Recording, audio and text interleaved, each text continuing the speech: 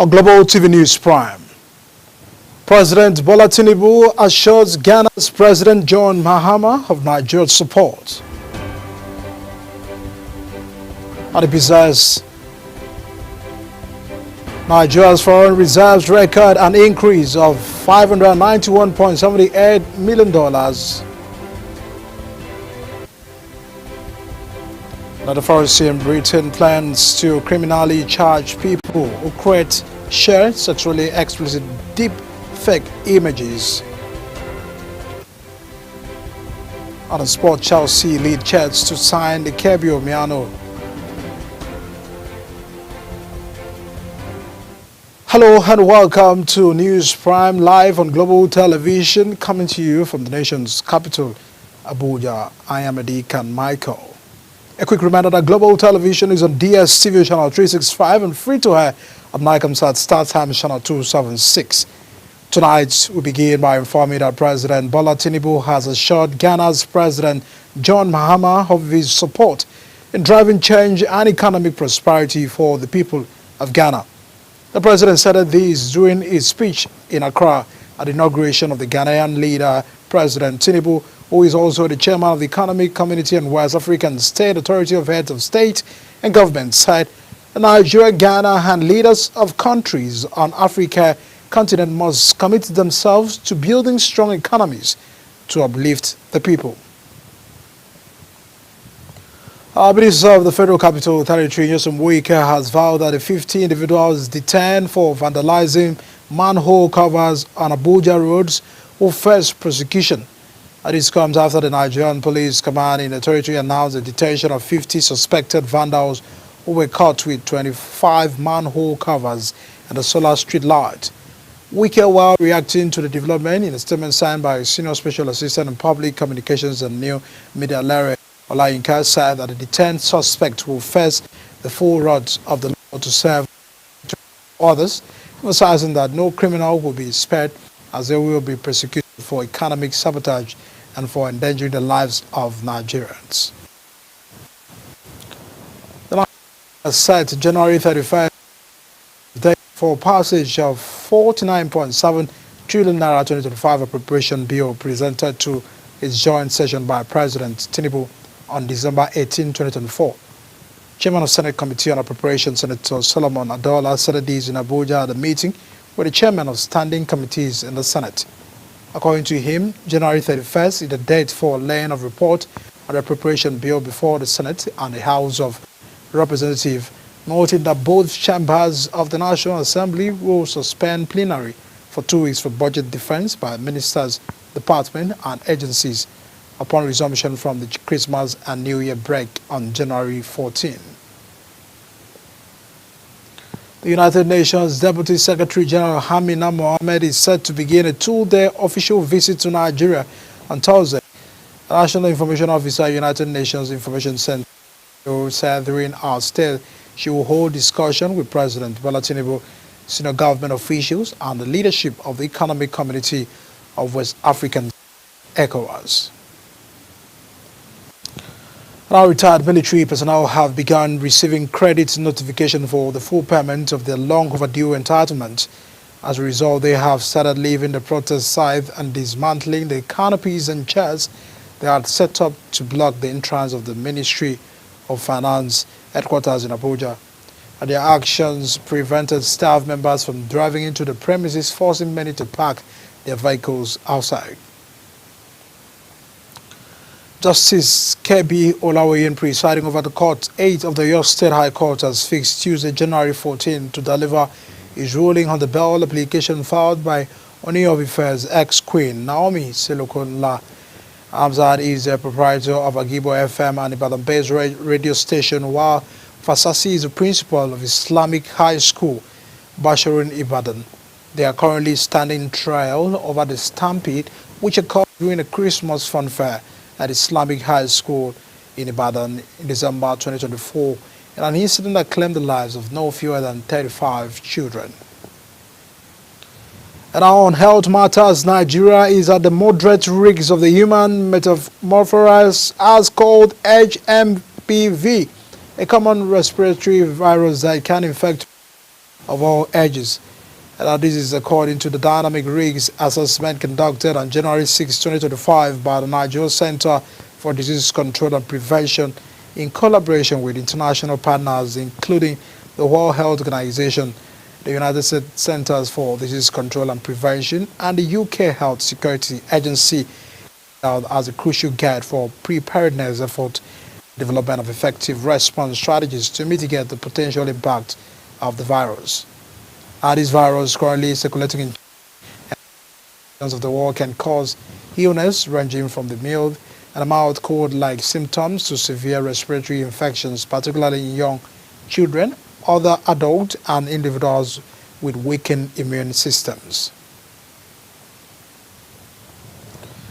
The Director General of Nigeria Employers Consultative Association, Adewale Orinde, says all the 36 states of the Federation have no justification for not paying the new minimum wage. Orinde says state government have received enough support from the federal government to be able to implement the 70,000 naira minimum wage signed into law in July 2024. And while appearing on the TV program January 7, 2025, Orinde dispelled the claim that some states may not have funds to pay the 70,000 naira, stressing that the minimum wage has come to stay. And now the Borno Executive Council has approved the renaming of Borno State University to Kashim Ibrahim University in Maduguri. This is in honor of Sir Kashim Ibrahim, the first governor of the northern Nigeria. The decision was taken during the first council meeting of 2025 chaired by Governor Babagana Zulum in Maduguri. And out to Nasarawa State, as the Governor Abdullahi Sule has inaugurated a four-member committee to investigate the irregularities in the recent recruitment of teachers by the Nasarawa State Teachers Service Commission. Speaking during the inauguration ceremony at the Government House, Governor Sule expressed concern over reports that government officials overseeing the recruitment process exceeded the approval number of teachers. He described the revelations as worrisome, leading to the of the and its members and tasking the committee covering the extent of the irregularities and ensuring accountability in the process. The Federal Road Safety Corps (FRC) has disclosed that 90 passengers were killed in the 188th road accident that occurred across Edo State in 2024.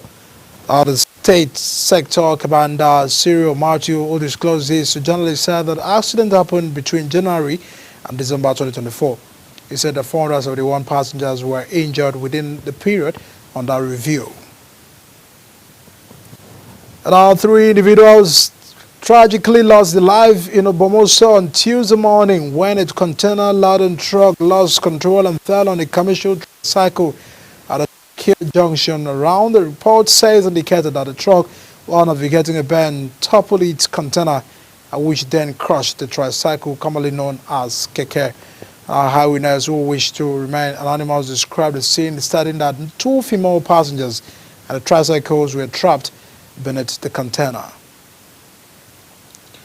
And now moving to Kano State, as Governor Abba Yusuf has urged the federal government to reduce the 2025 IGF fare to enable the intending pilgrims to fulfill the religious exercise. This was disclosed in a statement issued by the governor's media head Sanusi Bature in Kano, noting that the governor made appeal given the economic challenges faced by citizens. Yusuf made the remarks during an event organized by the State Pilgrims Welfare Board to refund the money remitted by the Saudi Arabian Authority following the power outrage during the 2023 IGF exercise. And now the Foreign Minister of the People's Republic of China, Wang Yi, is scheduled to arrive in Abuja on Wednesday for an official visit. This was announced by the acting spokesperson for the Ministry of Foreign Affairs, Kemi, who noted that during the visit, Yi, who is a member of the political bureau of the Central Committee of the Communist Party of China, will engage in discussions aimed at strengthening ties between Nigeria and China. Are you watching the News Prime Global Television, coming to you live from the nation's capital? When News Prime returns, Ghana's John Mahama sworn in as president. We shall bring you those details as well as that of business sports stories after the break. Please stay with us.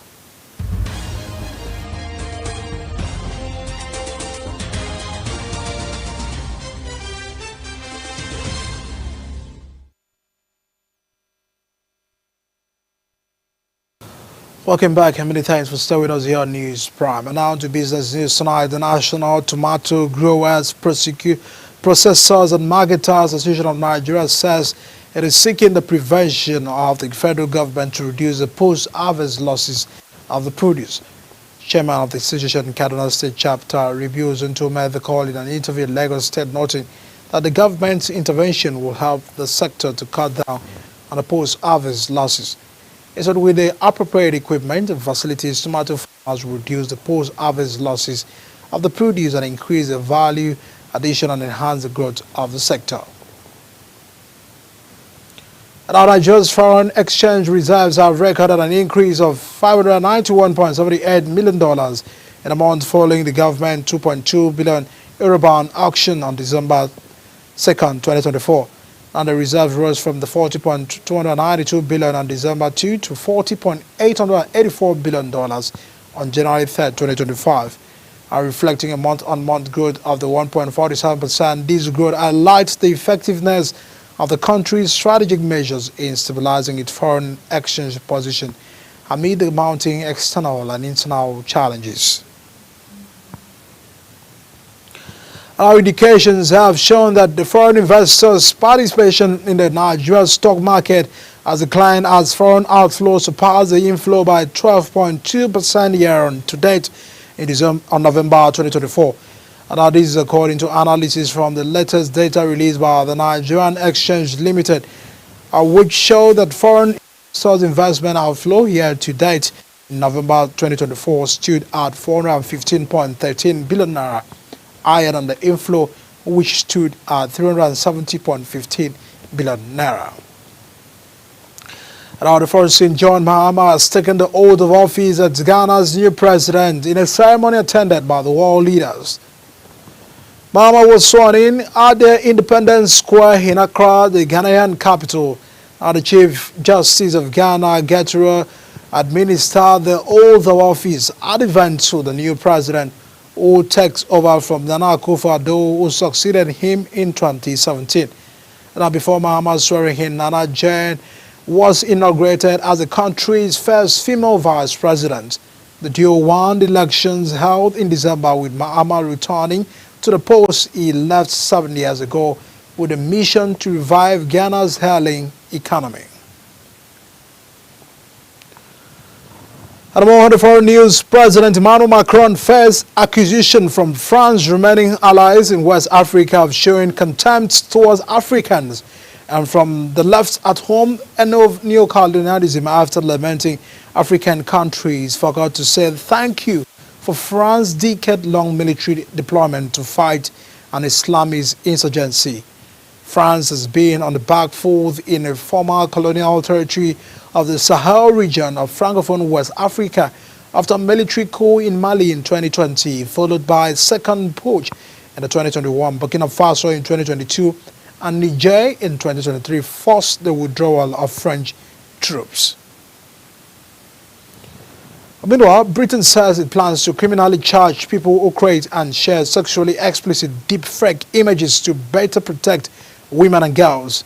The Ministry of Justice says the government also plans to designate second-intimate images without consent and installing equipment to that end as new offenses, with perpetrators facing up to 2 years in prison. A British defines deepfake as synthetic media including images, videos, and audio generated by artificial intelligence technology that portray something that does not exist in reality or events that have not even occurred. U.S. President-elect Donald Trump has renewed his call for the merger of Canada with the United States following the resignation of Canadian Prime Minister Justin Trudeau. The incoming President Trump posted on his social media saying, if Canada merges with the U.S., there will be no tariff, taxes will go way down, and Canada will be totally secured from the threats of the Russian and the Chinese ships that are constantly surrounding Canada. That Trudeau had announced his resignation on Monday, saying he will leave office as soon as the ruling Liberal Party chooses a new leader after months of slumping polls and internally division. And in the meantime, the United States Congress has officially certified Donald Trump's victory in the 2024 presidential election, clearing the way for his return to the White House on January 20, 2025. This certification, which took place during a joint session of Congress on Monday, marked the final step in validating the Electoral College result from November's election. According to Al Jazeera, Vice President Kamala Harris, Trump's Democratic rival in the race, oversaw the proceedings of that event. French far-right politician Jean Marais has died at the age of 96. On a sad note, her family statement shared with the media says that Le Pen, who had been in a care facility for several weeks, died at midday on Tuesday, surrounded by his loved ones. Le Pen, cause denier and unrepentant extremist on race, gender, and immigration, founded the French far-right National Front Party in 1972, and he reached the presidential election runoff against the Chirac in 2002. And on the sport, Chelsea are leading the chase to sign the Kebi Emmanuel in a sensational deal if the Manchester United midfielder leaves the Old Trafford. Chelsea are in a pole position to sign the 19-year-old of if he cannot agree to new terms at United, although there is bound to be competition from their Premier League rivals and the big clubs abroad. United have reached a stalemate in a contract talks with Menos representative, leaving the Europeans' top club to fact it could be sold this month at the end of the season. Tottenham have exercised the option to extend Captain Song's contract until 2026. Our 32-year-old South Korean joined the Premier League club in 2015 from the Berger and has made 431 appearances and scoring 169 goals.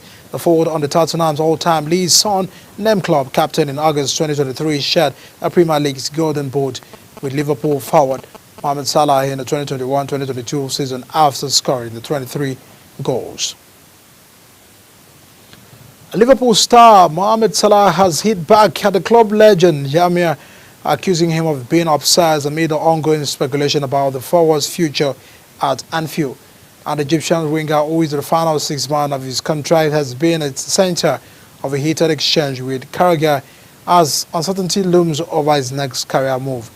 And Adil, known for his far-right opinions, had been critical of Salah's recent behavior. And to wrap up the news prime, let's take a look at our top stories. We told you President Bola Tinubu assures Ghana's President John Mahama of Nigeria's support. And Nigeria's foreign reserves record an increase of $591.78 million.